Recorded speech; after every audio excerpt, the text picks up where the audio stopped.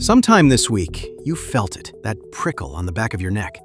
You turned around, and someone was looking right at you. It feels like a sixth sense. But here's the strange part.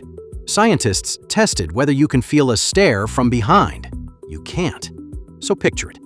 Eyes down on your phone, a room full of strangers behind you, and somehow you just know one of them is locked on you. No sound, no reflection, just certainty. Why does your brain swear someone's watching you when it has no way to actually see them? Because it isn't sensing eyes. It's running a 2-million-year-old program that would rather be wrong 1,000 times than miss the one stare that could kill you. Here's how it works and why it never shuts off. Start with the part that's real, because it is real.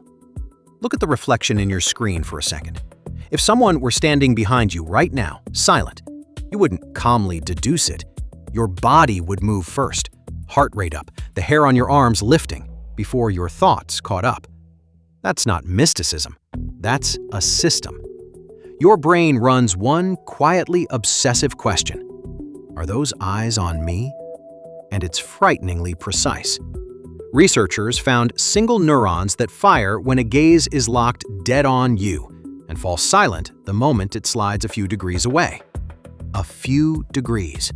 The difference between at me and past me, and you have dedicated hardware for it. Even your eyes are built to give you away. Almost every other animal has a dark eye, edge to edge. You can't tell where it's aimed. Humans evolved a white sclera, that bright ring around the iris that broadcasts your gaze across a room. Why advertise where you're looking? Because we survived in groups. One hunter's eyes flick to the bushes. No word, no sound, and the whole tribe follows his stare. We became the species that watches the watchers. So that prickle in your neck begins as a real, finely tuned radar, older than language. But it ships with a hidden setting. And the setting is where this gets strange. The setting is simple. When unsure, assume you're being watched. Rewind 2 million years. You're not the top of the food chain. You're a soft, slow primate on a plane full of bigger teeth. A locked gaze means one of two things: a predator picking its moment, or a rival measuring you. Both spell danger. Now run the math evolution ran for you. Feel watched, and you're wrong. You flinch, you scan, you lose a second.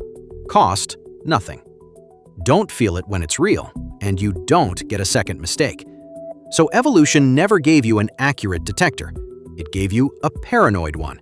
A brain that would rather flinch at 1,000 shadows than miss the one stare that ends you. Your amygdala, the threat siren, sees a direct gaze and doesn't ask, "Is this real?" It assumes yes and checks later. So the system is wrong most of the time, on purpose. That's fine in a forest. But it leaves one question that breaks the whole machine. Here it is. Every part of that radar, the neurons, the sclera, the gaze tracking, needs one thing to work: light reaching your eyes. It has to actually see the eyes, or at least catch them at the edge of your vision. Top to bottom, it's a visual system. So explain this. You're facing a wall. Your back is to a dark room. No reflection, no sound, no movement you could name. And you feel it. The precise, specific certainty that someone, right now, has locked onto the back of your neck.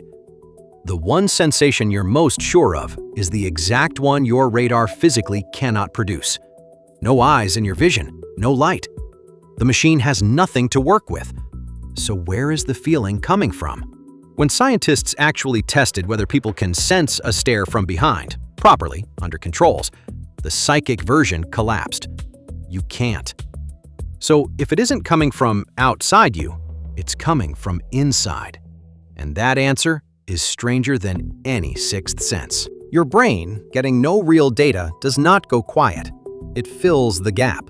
Here's the part most people never hear. Your brain isn't a camera passively recording the world.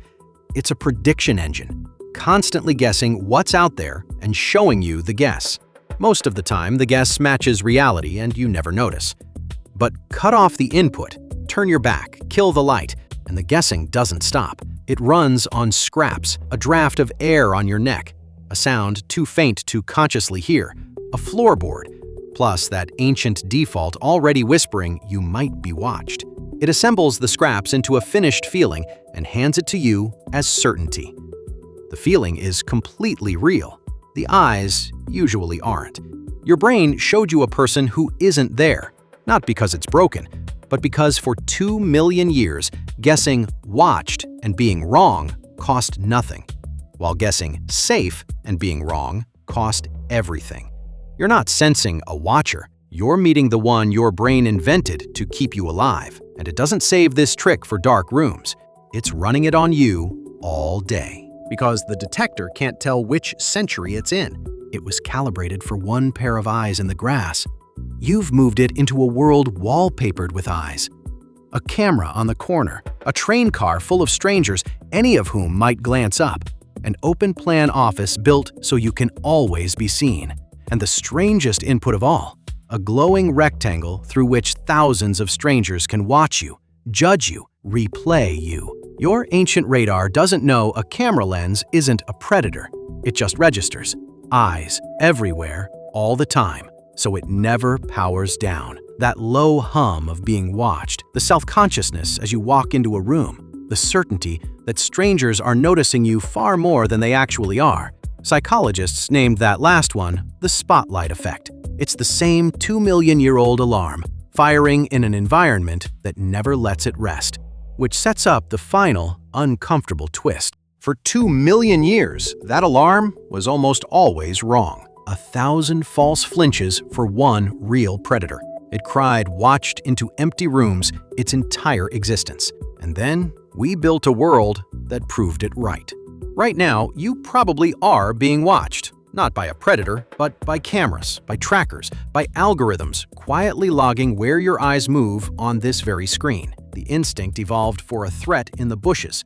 The threat finally arrived.